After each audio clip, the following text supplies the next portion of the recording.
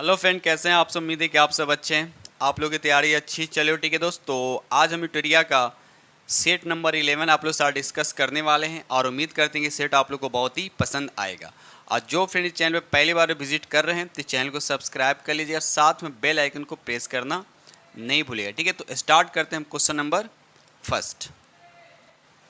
चलिए, question number यहाँ पर फर्स्ट कहता है करनाल का युद्ध किसके बीच लड़ा गया था। तो इसका राइट आंसर आपका बी हो जाएगा, नादिर शाह और मोहम्मद शाह के बीच लड़ा गया था। और कब हुआ था तो याद रखिएगा 24 फरवरी 1739 ईस्वी को ये लड़ाई हुआ था। और इस युद्ध में क्या हुआ था, नादिर शाह भारत से 70 करोड़ की धन राशि और मयूर सिंहासन और कोहिनूर को अपने साथ फारस लेकर चला गया था। ये रहा क्वेश्चन नंबर आपका 2 कहता है दिल्ली सल्तनत के किस शासक द्वारा दुधारू पशुओं पर चराई कर लगाया गया था। तो इसका राइट आंसर आपका डी हो जाएगा, अलाउद्दीन खिलजी के द्वारा चराई कर लगाया था। और दूसरी एक और कर लगाया था, गृह कर भी इन्हीं के द्वारा लगाया गया था। ये रहा क्वेश्चन नंबर आपका 3 कहता है आनंद मठ में किस विद्रोह का वर्णन मिलता है। जो आनंद मठ जो है ये बंकिम चंद्र चटर्जी का उपन्यास है, तो इसमें किस विद्रोह का वर्णन मिलता है। तो इसका राइट आंसर आपका डी हो जाएगा, सन्यासी विद्रोह का वर्णन मिलता है। ठीक है, चलिए क्वेश्चन नंबर यहाँ पे 4 कहता है कि सत्यशोधक समाज की स्थापना कब हुई है। तो यहाँ पर राइट आंसर आपका ई हो जाए, उपयुक्त में से कोई नहीं थी। कब हुआ था तो 24 सितंबर 1873 ईस्वी को याद रखिए सत्यशोधक समाज की स्थापना हुआ था। और किसने किया था, ज्योतिबा फूले ने। ठीक है, चलिए क्वेश्चन नंबर यहाँ पर 5 कहता है कांग्रेस का इतिहास किसने लिखा था। तो इसका राइट आंसर आपका बी हो जाएगा, पट्टाभी सीतारामैया ने लिखा था। याद रखिएगा, पट्टाभी सीतारामैया ने लिखा था। ठीक है, बढ़ते हम लोग अगले प्रश्न की तरफ। क्वेश्चन नंबर यहाँ पे 6 कहता है प्रसिद्ध ज्यूरी एक्ट को किस वर्ष पारित किया गया था। तो यहाँ पर राइट आंसर आपका फर्स्ट हो जाएगा, 1826 ईस्वी में पारित किया गया था। क्वेश्चन नंबर यहाँ पे 7 कहता है राजा रणजीत सिंह को राजा की उपाधि किसने दी थी। तो इसका राइट आंसर आपका सी होगा, जमान शाह ने। याद रखिए, जमान शाह ने राजा रणजीत सिंह को राजा की उपाधि दी थी। आगे बढ़ते हम लोग अगले प्रश्न की तरफ। ये क्वेश्चन नंबर आपका 8 कहता है किसने कांग्रेस के प्रचार को निष्फल करने और लोगों को कांग्रेस से दूर रखने के लिए संयुक्त भारतीय राज्य सभा की स्थापना की थी। तो इसका राइट आंसर आपका ए हो जाएगा, सर सैयद अहमद खान। याद रखिए, सर सैयद अहमद खान है। और कब स्थापना की थी तो भी याद रखिए 1888 ईस्वी में। ठीक है, चलिए बढ़ते हम लोग अगले प्रश्न की तरफ। क्वेश्चन नंबर यहाँ पे 9 कहता है इनाम कमीशन की स्थापना किसके शासन काल में किया गया था। इनाम कमीशन की स्थापना जो है किसके शासन में किया गया था। तो इसका राइट आंसर आपका फर्स्ट हो जाएगा, लॉर्ड डलहौजी के शासन काल में किया गया था। और कब किया था तो याद रखिए 1852 ईस्वी में। क्वेश्चन नंबर यहाँ पे 10 कहता है कांग्रेस के किस अधिवेशन में पूर्ण स्वराज का लक्ष्य निर्धारित किया गया था। तो इसका राइट आंसर आपका बी हो जाएगा, लाहौर अधिवेशन। याद रखिए, लाहौर अधिवेशन। और ये कब हुआ था तो 1929 के लाहौर अधिवेशन में पूर्ण स्वराज का लक्ष्य कांग्रेस द्वारा लाहौर अधिवेशन में निर्धारित किया गया था। बढ़ते हम लोग अगले प्रश्न की तरफ। क्वेश्चन नंबर यहाँ पे 11 कहता है किस गवर्नर जनरल पर महाभियोग का मुकदमा चलाया गया। तो यहाँ पर राइट आंसर आपका फर्स्ट हो जाएगा, वारेन हेस्टिंग पर महाभियोग का मुकदमा चलाया गया था। आगे बढ़ते हम लोग अगले प्रश्न की तरफ। ये रहा क्वेश्चन नंबर आपका 12 कहता है ILO के प्रथम अधिवेशन 1919 में भारत का प्रतिनिधित्व किसने किया था। तो यहाँ पर राइट आंसर आपका ये हो जाएगा, NM जोशी ने भारत का प्रतिनिधित्व किया था। ये रहा अगला प्रश्न। क्वेश्चन नंबर यहाँ पे 13 कहता है भारतीय ट्रेड यूनियन कांग्रेस के प्रथम अध्यक्ष, आपसे पूछा जा रहा प्रथम अध्यक्ष कौन थे। तो यहाँ पर राइट आंसर आपका बी हो जाएगा, लाला लाजपत राय। याद रखिए, लाला लाजपत राय जो थे भारत ट्रेड यूनियन कांग्रेस के प्रथम अध्यक्ष थे। अच्छा, ये जो भारतीय ट्रेड यूनियन संघ ये कांग्रेस इसका स्थापना गठन कब किया गया था। तो भी याद रखिए 1920 में इसका गठन किया गया था। क्वेश्चन नंबर यहाँ पर 14 कहता है सर्वप्रथम किस वर्ष भारत में सिविल सेवा परीक्षा का आयोजन किया गया? तो यहाँ पर राइट आंसर आपका योज उपयुक्त में से कोई नहीं। तो सबसे पहले कब किया गया था? तो याद रखिए 1922 ईस्वी में भारत में सर्वप्रथम 1922 ईस्वी में सिविल सेवा परीक्षा का आयोजन किया गया था। और सिविल सेवा परीक्षा में सफलता प्राप्त करने वाले प्रथम भारतीय कौन थे? तो सत्येंद्र नाथ टैगोर। याद रखिए सत्येंद्र नाथ टैगोर। क्वेश्चन नंबर यहाँ पर 15 कहता है ब्रिटिश संसद में भारतीय स्वतंत्रता विधेयक को कब प्रस्तुत किया गया? तो इसका राइट आंसर आपका ए हो जाएगा 4 जुलाई 1947 को प्रस्तुत किया गया है। बढ़ते हम लोग अगले प्रश्न की तरफ। क्वेश्चन नंबर यहाँ पर 16 कहता है भारत छोड़ो आंदोलन के समय इंग्लैंड के प्रधानमंत्री कौन था? जब भारत छोड़ो आंदोलन हुआ था उस समय इंग्लैंड के प्रधानमंत्री कौन थे? तो यहाँ पर राइट आंसर आपका डी हो जाएगा विंस्टन चर्चिल जो थे उस समय भारत के प्रधानमंत्री, ये इंग्लैंड के प्रधानमंत्री थे। ठीक है, चलिए क्वेश्चन नंबर यहाँ पर 17 कहता है क्रिप्स मिशन को निम्नलिखित में से किसने उत्तर दिनांकित चेक यानी पोस्ट डेट चेक कहकर आलोचना किया है? तो इसका राइट आंसर आप किसने? तो याद रखिए इसका राइट आंसर सी हो जाएगा महात्मा गांधी जी ने क्रिप्स मिशन को उत्तर दिनांकित चेक यानी पोस्ट डेटेड चेक कर आलोचना किया है। क्वेश्चन नंबर 18 कहता है मुस्लिम लीग ने किस वर्ष मुक्ति दिवस मनाया था? इसका राइट आंसर आपका बी हो जाएगा 1939 में मुस्लिम लीग ने मुक्ति दिवस मनाया था। आगे बढ़ते हम लोग अगले प्रश्न की तरफ। क्वेश्चन नंबर यहाँ पे 19 कहता है अखिल भारतीय मुस्लिम लीग ने लीग के किस अधिवेशन में बकरीद के अवसर पर गोवध निषेध का प्रस्ताव पारित किया गया था? तो इसका राइट आंसर आपका सी हो जाएगा 1919 अमृतसर। याद रखिए 1919 अमृतसर अधिवेशन में। ठीक है, चलिए अरे कौन सा अधिवेशन था? तो 12वां अधिवेशन था। याद रखिएगा 12वां अधिवेशन था। बढ़ते चलिए क्वेश्चन नंबर यहाँ पे 20 कहता है निम्नलिखित घटना को काल अनुक्रम के आरोही क्रम में व्यवस्थित करना है। तो अगर हम यहाँ पर देखा जाए श्री राजगोपालचारी योजना जो है ये कब हुआ था? तो 1944 में। वेलेन योजना की बात करें तो ये हुआ तो 1945 में। माउंट बेटन योजना की बात करें तो ये हुआ तो 1947 में। और कैबिनेट मिशन की बात करें तो 1946 में। तो सबसे पहले 1 आएगा, 1 के बाद 2 आएगा। तो देखिए 1 2 किस ऑप्शन में है? तो 1 2 यहीं पर दिख रहा है और यहाँ पर भी है। ठीक है, तो एक और देख लेते हैं। उसके बाद आएगा आपको कैबिनेट मिशन यानी 4 आएगा। तो 2 के बाद 4, यहाँ पर राइट आंसर आपका डी हो जाएगा। ठीक है, चलिए बढ़ते हम लोग अगले प्रश्न की तरफ। क्वेश्चन नंबर 21 का था मैडम कामा ने 1907 में प्रथम तिरंगा ध्वज कहाँ फहराया था? तो इसका राइट आंसर आपका डी हो जाएगा स्टुटगार्ट में। याद है स्टुटगार्ट में 1907 में पहला झंडा फहराया था। ठीक है, आगे बढ़ते हम लोग अगले प्रश्न की तरफ। क्वेश्चन नंबर यहाँ पे क्वेश्चन नंबर यहाँ पे 22 कहता है निम्न में से किस हड़प्पा कालीन स्थलों से टेराकोटा का हल प्राप्त हुआ है? तो इसका राइट आंसर आपका डी हो जाएगा बनवाली से। याद रखिए बनवाली से प्राप्त हुआ। ये बनवाली कहाँ है, किस राज्य में? तो याद रखिए हरियाणा में। कहाँ है? तो हरियाणा में। उसी तरह से हम कालीबंगा की अगर बात करें तो ये कहाँ है आपका? राजस्थान में। ठीक है, बढ़ते हम लोग अगले प्रश्न की तरफ। क्वेश्चन नंबर यहाँ पे 23 कहता मगध महाजनपद का उल्लेख सर्वप्रथम किस वेद में मिलता है? तो इसका राइट आंसर आपका डी हो जाएगा अथर्ववेद में। याद रखिएगा अथर्ववेद में मिलता है। टोटल कितने महाजनपद है? तो याद है टोटल कितना है? 16 है, जिसमें से बिहार में 3 महाजनपद है वज्जी, मगध और अंग। याद रखिएगा वज्जी, मगध और अंग। ये रहा क्वेश्चन नंबर आपका 24 कहता है निम्नलिखित महाजनपदों को उनकी स्थिति के अनुसार पूरब से पश्चिम की ओर व्यवस्थित करें। तो यहाँ पर राइट आंसर आपका डी हो जाएगा अंग, मगध, कौशल और उसके बाद हो जाएगा आपका मत्स्य। ठीक है, चलिए आगे बढ़ते हम लोग अगले प्रश्न की तरफ।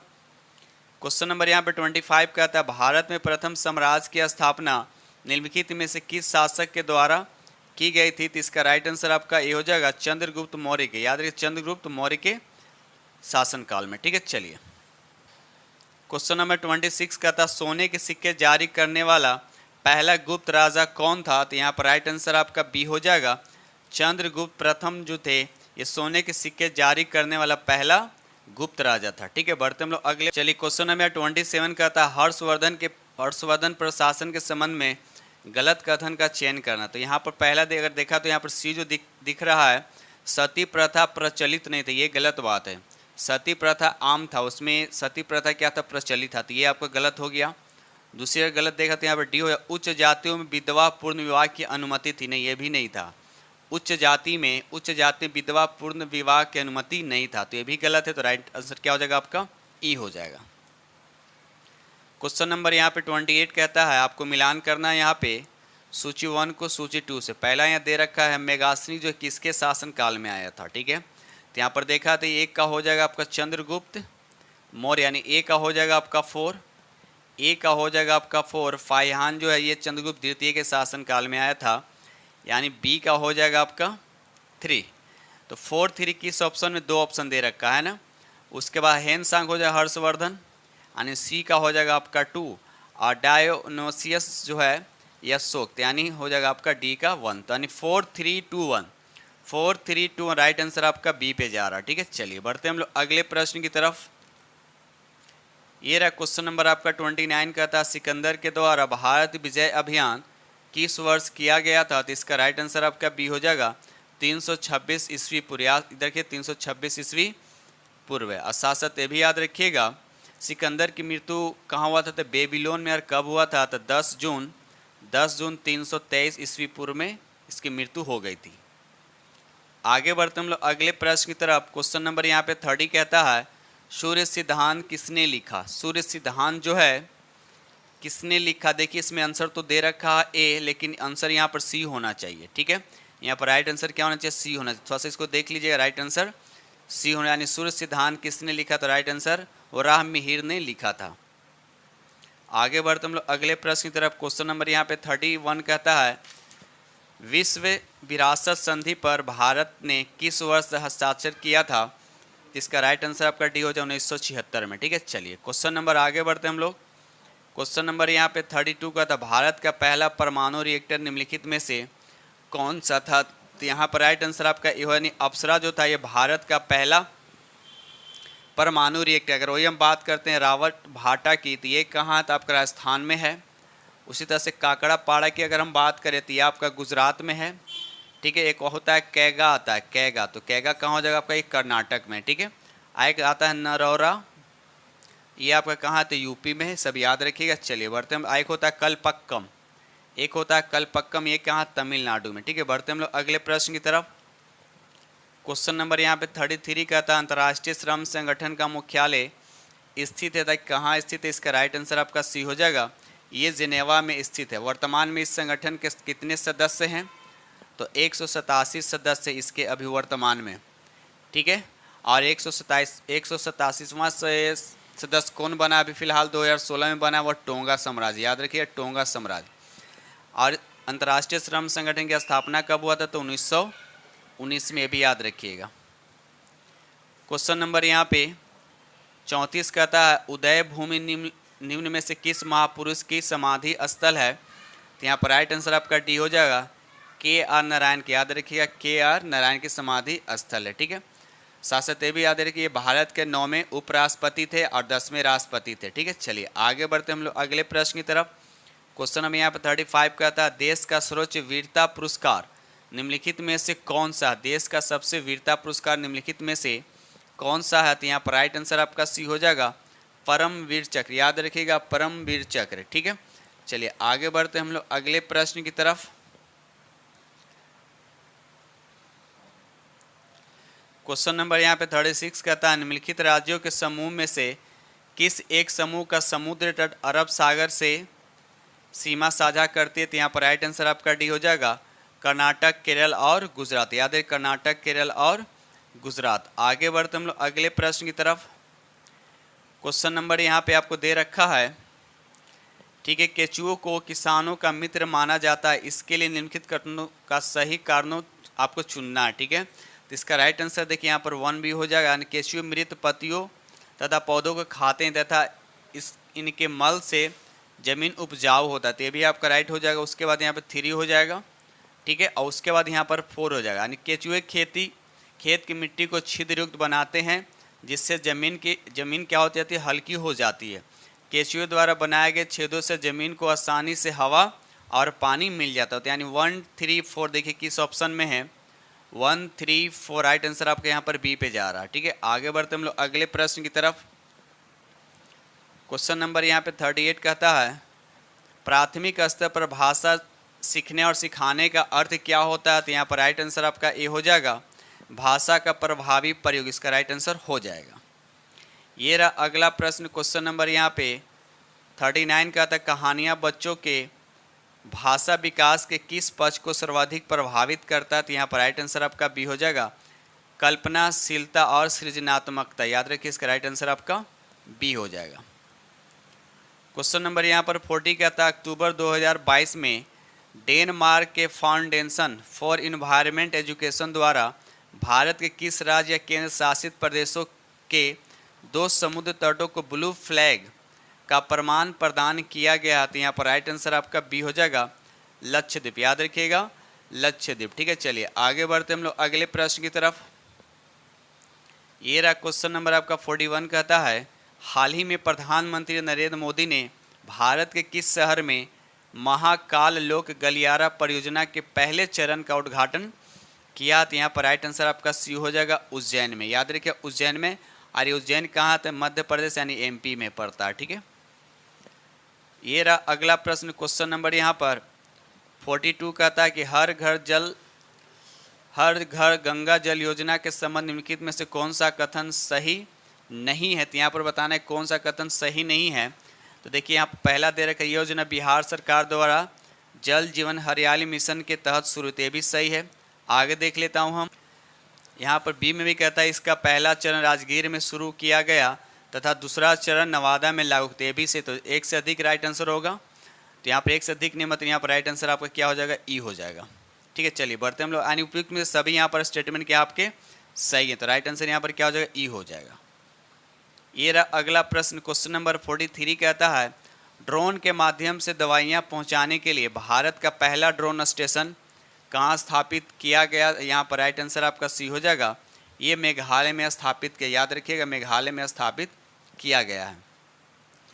क्वेश्चन नंबर 44 का था नवंबर 2022 में प्रधानमंत्री नरेंद्र मोदी ने किस शहर में स्टैच्यू ऑफ प्रोस्पेरिटी का अनावरण किया, तो यहाँ पर राइट आंसर आपका बी हो जाएगा, बेंगलोर में। यानी बेंगलोर कहाँ है, तो कर्नाटक की राजधानी कहाँ है, तो बेंगलोर में। ठीक है, उसी तरह से पूछेगा स्टैच्यू ऑफ इक्वालिटी कहाँ, तो ये हैदराबाद में यानी तेलंगाना में है। या स्टैच्यू ऑफ बिलीफ कहेगा तो ये का नाथ द्वारा यानी राजस्थान में है। एक और है स्टैच्यू ऑफ यूनिटी, ये केवडिया कहाँ है, गुजरात में। याद रखिएगा। चलिए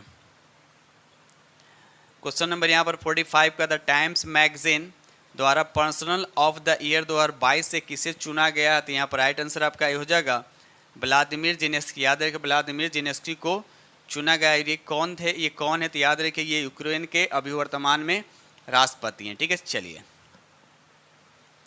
ये रहा अगला प्रश्न, क्वेश्चन नंबर यहाँ पर 46 कहता है निम्नलिखित में से कौन सी संरचना केवल पौधों की कोशिकाओं में पाए जाते हैं और पशु कोशिकाओं में नहीं पाए जाते, इसका राइट आंसर आपका बी हो जाएगा, क्लोरोप्लास्ट जो है ये सिर्फ पौधों की कोशिकाओं में पाए जाते हैं। क्वेश्चन नंबर यहाँ 47 कहता है कि जीन क्या है, जीन क्या है, आपका राइट आंसर आपका ए हो जाएगा, डीएनए का एक खंड जो एक प्रोटीन के कोड करता है, एक प्रोटीन के लिए क्या करता है, ये कोड करता है, तो राइट आंसर आपका ए हो जाएगा। क्वेश्चन नंबर यहाँ पर 48 कहता है किस प्रकार की कोशिका विभाजन से 2 समान सतती कोशिकाओं का निर्माण होता है, तो यहाँ पर राइट आंसर आपका बी हो जाएगा, माइटोसिस। याद रखिएगा माइटोसिस के द्वारा। आगे बढ़ते हम लोग अगले प्रश्न की तरफ। क्वेश्चन नंबर यहाँ 49 कहता है किस वैज्ञानिक ने उपार्जित लक्षणों के वंशागति सिद्धांत का विचार प्रतिपादित किया था, तो इसका राइट आंसर आपका सी हो जाएगा, जीन बैप्टिस्ट लेमार्क ने। याद रखिए राइट आंसर आपका सी द करेक्ट आंसर हो जाएगा। चलिए क्वेश्चन नंबर यहाँ 50 कहता है करवाहट के लिए मानव जीव का संवेदनशील क्षेत्र आपसे पूछा है, तो यहाँ पर राइट आंसर आपका सी हो जाएगा, पीछे का भाग। याद रखिएगा पीछे का भाग। क्वेश्चन नंबर 51 कहता है एक स्वस्थ वयस्क मनुष्य में रक्त का कुल मात्रा होता है, तो कितना होता है, तो यहाँ पर राइट आंसर आपका ये हो जाएगा 5 से 6 लीटर होता है। याद रखिए 5 से 6 लीटर होता है। अगर ये महिला में बात किया जाए तो पुरुषों के कंपेरिजन में 20 से 25% क्या होता है, कम होता है। ये रहा अगला प्रश्न, क्वेश्चन नंबर यहाँ पर 52 कहता है महिला सेक्स हार्मोन्स इसमें से कौन सा, महिला सेक्स हार्मोन्स में से कौन सा है। तो यहाँ पर राइट आंसर आपका ये हो जाएगा एस्ट्रोजन जो है ये महिला सेक्स हार्मोन्स है। अगर वही हम बात करते हैं, एक होता है टेस्टोस्टेरोन, ये होता है आपका पुरुष सेक्स हार्मोन। ठीक है, चलिए आगे बढ़ते हम लोग अगले प्रश्न की तरफ। क्वेश्चन नंबर यहाँ पर 53 कहता है कि टाइफाइड तथा कॉलरा विशिष्ट उदाहरण है, तो किसका उदाहरण है। तो यहाँ पर राइट आंसर आपका सी हो जाएगा जलजन्य रोगों का उदाहरण। याद रखिए टाइफाइड और कॉलरा जो यानी जल के द्वारा होने वाला यह रोग है। ये रहा अगला प्रश्न, क्वेश्चन नंबर यहाँ पर 54 कहता है प्रोकैरियोटिक कोशिकाओं की साइटोप्लाज्मिक झिल्ली किससे बनी होती है। तो इसका राइट आंसर आपका ए हो जाएगा फास्फोलिपिड की बनी होती है। याद है फास्फोलिपिड की बनी होती है। दोस्त वीडियो अच्छा तो प्लीज़ लाइक जरूर कीजिएगा और जो फ्रेंड चैनल पहली बार विजिट करें चैनल को सब्सक्राइब कर लीजिए और साथ में बेल आइकन को प्रेस करना नहीं भूलिएगा। ठीक है, चलिए आगे बढ़ते हम लोग अगले प्रश्न की तरफ। क्वेश्चन नंबर यहाँ पर 55 कहता है कि एएसआई प्रणाली में मूल इकाई जिसको फंडामेंटल यूनिट कहते हैं और व्युत्पन्न इकाई ड्राइव्ड यूनिट यानी डेरिवेटिव यूनिट बोलते हैं कि बीच में क्या अंतर है, दोनों में क्या अंतर है। इसका राइट आंसर आपका ए हो जाएगा मूल इकाइयाँ का माप मूलभूत इकाइयाँ, जबकि व्युत्पन्न इकाइयाँ मूल इकाइयों के सजानी। कहने का मतलब ये हुआ, सिंपल समझिए, फंडामेंटल यूनिट जो किसी पे डिपेंड नहीं करता है और व्युत्पन्न इकाइयाँ जो ये फंडामेंटल यूनिट पे यानी मूल इकाई पे क्या करता है, डिपेंड रहता है। ठीक है, चलिए आगे बढ़ते हम लोग अगले प्रश्न की तरफ। क्वेश्चन नंबर यहाँ पर 56 कहता है विद्युत चुम्बकीय तरंग का वेग कितना होता है। तो ये प्रकाश के वेग के बराबर ही होता है। तो यहाँ पर राइट आंसर आपका फर्स्ट हो जाएगा 3 × 10⁸ मीटर पर सेकेंड। आगे बढ़ते हम लोग अगले प्रश्न की तरफ। क्वेश्चन नंबर यहाँ पे 57 का निम्नलिखित में से कौन सा नियम यह नियम बताता है कि एक वस्तु स्थिर अवस्था में ही रहेगी और गतिमान वस्तु एक स्थिर वेग के साथ गतिमान जारी रहेगी तब तक जब तक यह संतुलन बल कार्य नहीं किया जाता। तो न्यूटन के कौन सा नियम पर है। तो याद है इसका राइट आंसर का फर्स्ट हो जाएगा न्यूटन के गति के पहले नियम पर। याद रखिएगा, चलिए इसे जड़त्व का नियम भी कहा जाता है। याद है इसे जड़त्व का नियम भी कहा जाता है। जड़त्व जो है किसी वस्तु के द्रव्यमान की क्या है, माप है। क्वेश्चन नंबर यहाँ पर 58 कहता है घर्षण के संबंध में लिखित में कौन सा कथन आपका सत्य बताना है कि यहाँ पर कौन सा कथन आपका सत्य है। इसका राइट आंसर आपका ए हो जाएगा घर्षण सदैव वस्तु की गति का अपोज में लगता है यानी विपरीत में लगता है। ठीक है, अगर आपका डायरेक्शन ऐसे है तो घर्षण में आपका क्या लगेगा, अपोज में लगता है।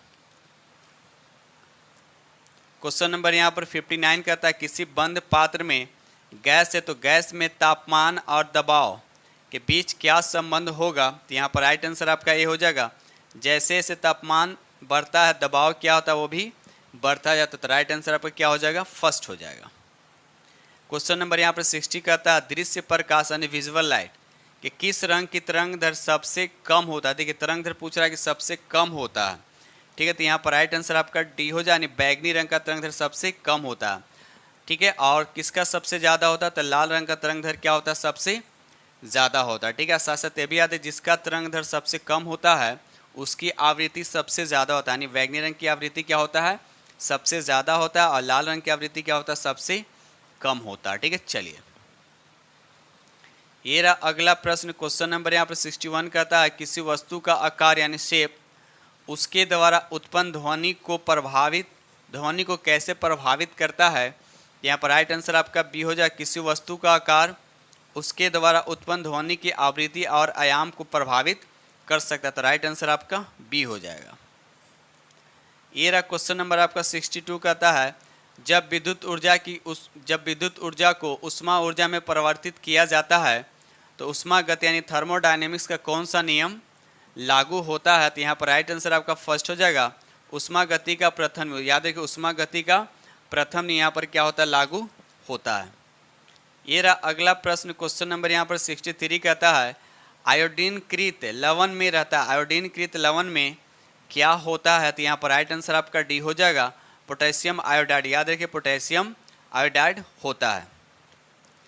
क्वेश्चन नंबर यहाँ पर 64 कहता है निम्नलिखित में से कौन सा कण उदासीन प्राकृतिक होता है। देखिए इलेक्ट्रॉन पे क्या होता है, नेगेटिव होता है, प्रोटॉन पे पॉजिटिव होता है, न्यूट्रॉन पे कोई आवेश नहीं होता। तो यहाँ पर राइट आंसर आपका क्या हो जाएगा, सी होगा। साथ साथ ये भी याद रखिए अगर हम ये न्यूक्लियस के सेंटर की बात है, इसमें क्या होता है, प्रोटॉन और न्यूट्रॉन होता है और ऑर्बिट पे क्या होता है, इलेक्ट्रॉन होता है, याद रखिएगा। चलिए ये रहा अगला प्रश्न, क्वेश्चन नंबर यहाँ पर 64 कहता है सबसे अधिक क्रियाशील धातु कौन सा। तो यहाँ पर देखा जाए तो सबसे सोडियम तो होता है, लेकिन यहाँ पर दे रखा है पोटासियम, तो राइट आंसर क्या हो जाएगा आपका, पोटासियम, उसके बाद सोडियम। ठीक है, याद रखिएगा। तो राइट आंसर आपका डी हो जाएगा। बढ़ते हम लोग अगले प्रश्न की तरफ। क्वेश्चन नंबर यहाँ पर 66 कहता है इलेक्ट्रॉन का निम्नलिखित में से कौन रूप एंटी पार्टिकल होता है। इलेक्ट्रॉन का एंटी पार्टिकल पूछा जा रहा है, तो यहाँ पर राइट आंसर आपका ये हो जाएगा पॉजिट्रॉन, याद रखिएगा, पॉजिट्रॉन इसका राइट आंसर हो जाएगा। बढ़ते हम लोग अगले प्रश्न की तरफ। चलिए क्वेश्चन नंबर 67 का रेडियो एक्टिव तत्व से बाहर निकलने वाला बीटा किरण की बात पूछा है, बीटा किरण की प्रकृति पूछा जाता है। यहाँ पर राइट आंसर आपका सी हो जाएगा, केवल केंद्र द्वारा उत्सर्जित आवेशित कण होता है, केंद्र द्वारा उत्सर्जित कण होता है। और इस बीटा कण क्या होता है, निगेटिव चार्ज होता है, याद रखिए इस पर क्या होता है, निगेटिव चार्ज। उसी तरह से अल्फा कण की अगर बात, इस पर क्या होता है, पॉजिटिव का होता है। और एक होता है गामा, गामा पे क्या होता है, कोई चार्ज, तो मतलब ये चार्ज लेस होता है। सबसे ज़्यादा स्पीड किसका होता है, तो गामा किरण का, याद रखिएगा। चलिए आगे बढ़ते हम लोग अगले प्रश्न की तरफ। क्वेश्चन नंबर यहाँ पर 68 कहता है निम्नलिखित में कौन सा कैल्शियम का अयस्क पूछा है, कैल्शियम का अयस्क आपसे पूछा है, तो यहाँ पर राइट आंसर आपका बी हो जाएगा। फ्लोरास्पर जो आपका कैल्शियम का क्या है, अयस्क, या उसके साथ और भी जैसे कैल्शियसाइड भी होता है, डोलोमाइड भी होता है, ये भी आपका कैल्शियम का अयस्क है। आगे बढ़ते हम लोग अगले प्रश्न की तरफ। क्वेश्चन नंबर 69 कहता है सिरके में कौन सा अम्ल मौजूद होता है, तो इसका राइट आंसर आपका सी हो जाएगा, एसिटिक अम्ल होता है। कितना परसेंट होता है, भी आते हैं 6 से 10% जो होता है सिरका में होता है। आगे बढ़ते हम ले क्वेश्चन नंबर यहाँ पे 70 कहता है वायु में किस गैस की मात्रा सबसे अधिक होता है, वायु में किस गैस की मात्रा सबसे अधिक होता है, तो यहाँ पर राइट आंसर आपका सी और नाइट्रोजन की मात्रा सबसे अधिक होता है। उसके बाद आता है ऑक्सीजन, उसके बाद आता है आर्गन और उसके बाद आता है कार्बन डाइऑक्साइड, याद रखिएगा। चलिए बढ़ते हम लोग अगले पे। तो नाइट्रोजन कितना होता है 78, ऑक्सीजन 21, आर्गन कितना होता है 0.993 होता है, कार्बन डाइऑक्साइड की बात करें 0.03% होता है, ये सब याद रखिएगा। चलिए बढ़ते हम लोग अगले प्रश्न की तरफ। क्वेश्चन नंबर 71 निम्नलिखित में से किस अनुच्छेद के अंतर्गत वित्त आयोग की गठन, देखिए गठन का प्रावधान किया गया, नहीं वित्त आयोग के गठन के बारे में बताना है, तो यहाँ पर राइट आंसर आपका सी हो जाएगा, अनुच्छेद 280 के तहत वित्त आयोग की गठन का प्रावधान किया गया है। क्वेश्चन नंबर यहाँ पे 72 कहता है निम्नलिखित में से संताल, डोंगरी, मैथिली और बोडो को किस संशोधन के द्वारा 8वीं अनुसूची में शामिल किया गया, तो यहाँ पर राइट आंसर आपका 2 हो जाएगा, 92वें संविधान संशोधन 2003 में इसको जोड़ा गया। अगर ये पूछा जाए कि कोंकणी, मणिपुरी और नेपाली को कब जोड़ा गया, था 71वां संविधान संशोधन, याद रखिएगा। चलिए बढ़ते हम लोग अगले प्रश्न की तरफ।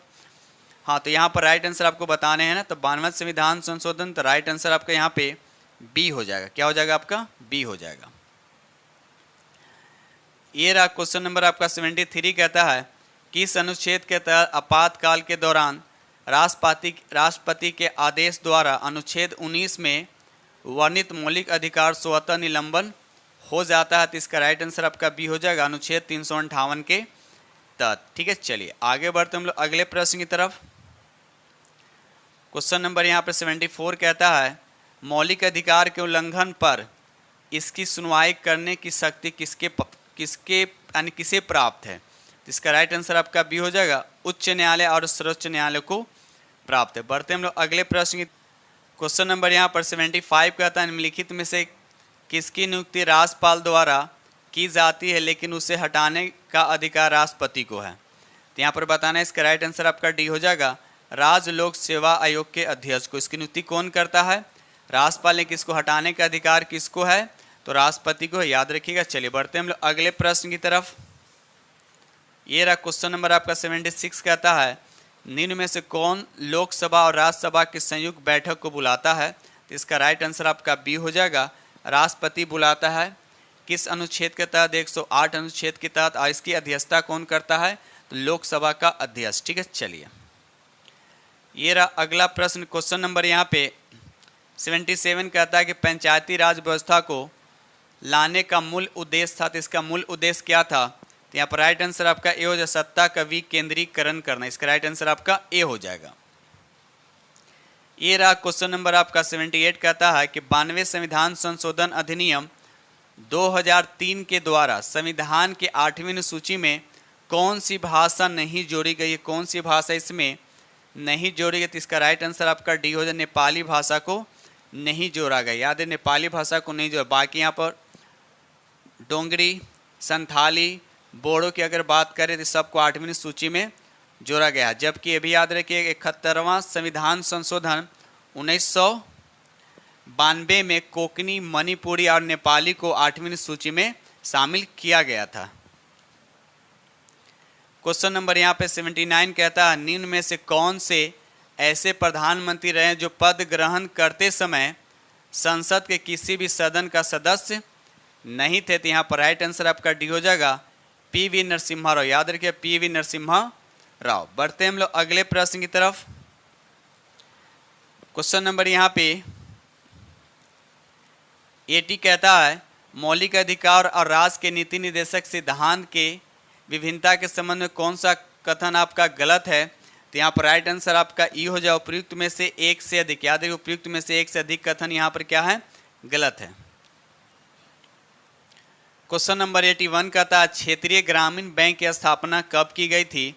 तो यहाँ पर राइट आंसर आपका बी हो जाएगा, 2 अक्टूबर 1975 को क्षेत्रीय ग्रामीण बैंक की स्थापना की गई थी। बढ़ते हम लोग अगले प्रश्न की तरफ।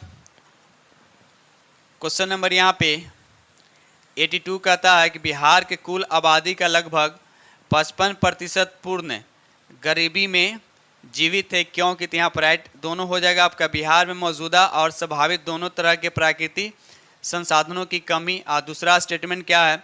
बिहार में सबसे अधिक प्रजनन दर है, यानी 1 और 2 दोनों होगा। तो देखते हैं किस ऑप्शन में है 1 और 2। तो यहाँ देखा या तो 1 और 2 आपका हो जाएगा, आपका पहला आंसर हो जाएगा यहाँ पे आपका ए हो जाए। इनमें से कौन सा कारण सही है? तो यहाँ राइट आंसर आपका 1 हो जाएगा। ठीक है, चलिए क्वेश्चन नंबर 83 कहता है दुर्गापुर भिलाई राउरकेला इस्पात संयंत्र निम्नलिखित में से किस पंचवर्षीय योजना के तहत स्थापित किए गए थे? इसका राइट आंसर आपका बी हो जाएगा, दूसरी पंचवर्षीय योजना के तहत स्थापित किया गया था। इसका समय कब तक था? तो 1956 से 61 तक। इसे पीसी महालनोबिस के नेतृत्व में तैयार किया गया था। बढ़ते हम लोग अगले प्रश्न की तरफ। पे 84 कहता है केंद्रीय बजट 2023 के अनुसार आज की तारीख में भारत में प्रति व्यक्ति आय कितनी है? तो इसका राइट आंसर आपका डी हो जाएगा, प्रति वर्ष 1.97 लाख रुपये। याद रखिएगा। चलिए बढ़ते हम लोग अगले प्रश्न की तरफ। ये रहा क्वेश्चन नंबर आपका 85 कहता है कौन सा केंद्रीय मंत्रालय MSE क्लस्टर विकास कार्यक्रम लागू करता है? तो यहाँ पर राइट आंसर आपका सी हो जाएगा, MSME मंत्रालय द्वारा लागू किया जाता है। ये रहा अगला प्रश्न। क्वेश्चन नंबर यहाँ पे 86 कहता है भारत में जब अल नीनो का प्रभाव होता है तो निम्न में से कौन सी घटना होती है? तो यहाँ पर राइट आंसर आपका फर्स्ट हो जाएगा, भारत के दक्षिण पूर्व एशिया क्षेत्र में सूखे की स्थिति उत्पन्न हो जाती है। ये रहा अगला प्रश्न। क्वेश्चन नंबर यहाँ पे 87 कहता है निम्नलिखित राज्य और उस क्षेत्र से जुड़े जनजाति के मिलान का असत्य आपको बताएं, इसमें कौन सा असत्य है? तो यहाँ पर देखा है तो राइट आंसर आपका सी हो जाएगा, टोड जो जनजाति जो ये केरल का नहीं है। टोड जो जनजाति जो है ये केरल का नहीं है। याद रखिए, टोड जो जनजाति ये तमिलनाडु का, कहाँ का ये तमिलनाडु का है। ठीक है, याद रखिए तमिलनाडु का राइट आंसर हो जाए। यानी पूछा आपके कौन मिलान सही नहीं, तो यहाँ पर आपका सी हो जाएगा। ठीक है, चलिए क्वेश्चन नंबर यहाँ पे 88 कहता है निम्नलिखित में से भारत के किस राज्य केंद्र शासित प्रदेश में जनजाति समूह नहीं पाई जाती है? तो इसका राइट आंसर आपका बी हो जाइए, हरियाणा में है। हरियाणा में क्या है? 2011 जनगणना के अनुसार हरियाणा में जनजाति समुदाय की पहचान नहीं की गई। चलिए क्वेश्चन नंबर यहाँ पे 89 कहता है निम्नलिखित में से भारत में आने वाले सबसे पहले प्रजाति समूह कौन था? तो यहाँ पर राइट आंसर आपका फर्स्ट हो जाएगा, निग्रो प्रजाति जो है सबसे पहले भारत आया था। ठीक है, चलिए आगे बढ़ते हम लोग अगले प्रश्न की तरफ। ये क्वेश्चन नंबर आपका 90 कहता है, जनगणना 2021 के अनुसार भारत में जनजाति का सही क्रम आपको बताने हैं, इसमें से कौन सा होगा? तो यहाँ पर राइट आंसर आपका सी हो जाएगा, भील, गोंड और संथाल। यानी एक तरह समझिए कि यहाँ पर भारत में पाए जाने वाली जनजाति का सही क्रम क्या था? भील, गोंड और संथाल। यानी भारत में सबसे बड़ी जनजाति कौन सा? भील है, उसके बाद दूसरे नंबर पर गोंड हो जाएगा और तीसरे नंबर पर संथाल। और संथाल जनजाति जो है झारखंड की सबसे बड़ी जनजाति है। ठीक है, और अभी वर्तमान में हमारे देश के जो राष्ट्रपति द्रौपदी मुर्मू जो हैं वह संथाल जनजाति से बिलोंग करती हैं। क्वेश्चन नंबर यहाँ पर 91 कहता है कि बिहार राज्य के कुल कितने जिले पश्चिम बंगाल के राज्य सीमा से साझा करते हैं? तो याद रखिए इसका राइट आंसर आपका 3 हो जाएगा, यानी ऑप्शन आपका ए द करेक्ट आंसर हो जाए। कौन कौन से राज्य हैं? तो याद रखिए कौन कौन से जिला जो हैं बिहार के जो पश्चिम बंगाल से सटे हैं। तो याद रखिए किशनगंज, पूर्णिया और कटिहार। किशनगंज, पूर्णिया और कटिहार। ठीक है, चलिए बढ़ते हम लोग अगले प्रश्न की तरफ। क्वेश्चन नंबर यहाँ पे 92 का था, निम्नलिखित में से स्वर्णिम चतुर्भुज योजना के अंतर्गत किन 4 महानगरों को जोड़ा गया है? तो यहाँ पर राइट आंसर आपका फर्स्ट हो जाएगा, मुंबई, कोलकाता, चेन्नई और बेंगलोर को जोड़ा गया। ठीक है, बढ़ते हम लोग अगले प्रश्न की तरफ। ये रहा अगला प्रश्न, क्वेश्चन नंबर यहाँ पे 93 कहता है, वित्तीय वर्ष 2022-23 के दौरान भारत में राष्ट्रीय राजमार्ग की कुल लंबाई निम्नलिखित में से क्या? ये आपसे पूछा जा रहा है। तो यहाँ पर राइट आंसर आपका ए हो जाएगा, 1,44,634 किलोमीटर इसका राइट आंसर हो जाएगा।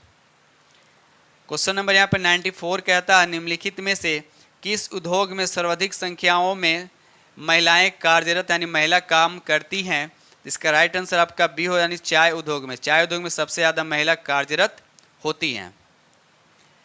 क्वेश्चन नंबर यहाँ पे 95 कहता है, निम्न में से कौन व्यक्ति स्टील मैन ऑफ इंडिया के रूप में विख्यात यानी जाना जाता है? Steel man of India. तो यहाँ पर राइट आंसर आपका सी हो जाएगा, जमशेद जी ईरानी को जाना जाता है स्टील मैन ऑफ इंडिया के नाम से। ठीक है, चलिए क्वेश्चन नंबर यहाँ पे 96 कहता है, भारतीय इस्पात प्राधिकरण लिमिटेड जिसको सेल बोला जाता है की स्थापना कब हुई थी? तो इसका राइट आंसर आपका बी हो जाएगा, 1974 में। याद है 1974 में।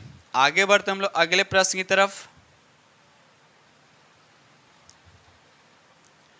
क्वेश्चन नंबर यहाँ पे 97 कहता है, भारत का औसतन समुद्री तल का मापन निम्नलिखित में से किस स्थान पे किया गया है? तो आपको बताना है यहाँ पर राइट आंसर कौन हो जाएगा? तो यहाँ पर राइट आंसर आपका डी हो जाएगा, चेन्नई। ठीक है, चलिए बढ़ते हम लोग अगले प्रश्न की तरफ। क्वेश्चन नंबर यहाँ पे 98 कहता है कि भारत निम्नलिखित से कितने देशों के साथ अपनी स्थलीय सीमा साझा करती? तो राइट आंसर आपका बी हो जाए, यानी 7 देशों के साथ साझा करते। लेकिन पूछेगा कि भारत अपना अंतर्राष्ट्रीय सीमा जो है कितने देशों के साथ, जब अंतर्राष्ट्रीय पूछेगा तो 9 देशों के साथ, याद रखिएगा। चलिए बढ़ते हम लोग अगले प्रश्न की तरफ। क्वेश्चन नंबर यहाँ पर 99 कहता है कि कृषि मंत्रालय द्वारा भारत के कृषि जलवायु प्रदेशों को कितने प्रदेशों में विभक्त किया गया है? तो यहाँ पर राइट आंसर आपका बी हो जाएगा, 15। याद रखिए कृषि मंत्रालय और योजना आयोग के द्वारा भारत को 15 कृषि जलवायु प्रदेशों में विभाजित किया गया। तो राइट आंसर आपका बी हो जाएगा। ये रहा क्वेश्चन नंबर आपका 100 कहता है, निम्नलिखित में से थोरियम उत्पादन में भारत का सबसे अग्रगण्य क्षेत्र कौन सा है? तो यहाँ पर राइट आंसर आपका केरल हो जाएगा। याद रखिए केरल जो है थोरियम उत्पादन में भारत का सबसे अग्रगण्य क्षेत्र यानी राज्य, याद रखिएगा। चलिए तो इस तरह से हमने आप लोग के साथ 100 MCQ डिस्कस किया और उम्मीद करता हूँ कि सेट आप लोग को बहुत ही पसंद आएगा। ठीक है, तो और जो फ्रेंड चैनल पहली बार विजिट करते हैं चैनल को सब्सक्राइब कर लिए और साथ में बेल आइकन को प्रेस करना नहीं भूलें। ठीक है दोस्तों, इसी के साथ हम वीडियो करते हैं समाप्त और मिलते हैं आप लोग से नेक्स्ट वीडियो में। तब तक के लिए थैंक यू वेरी मच।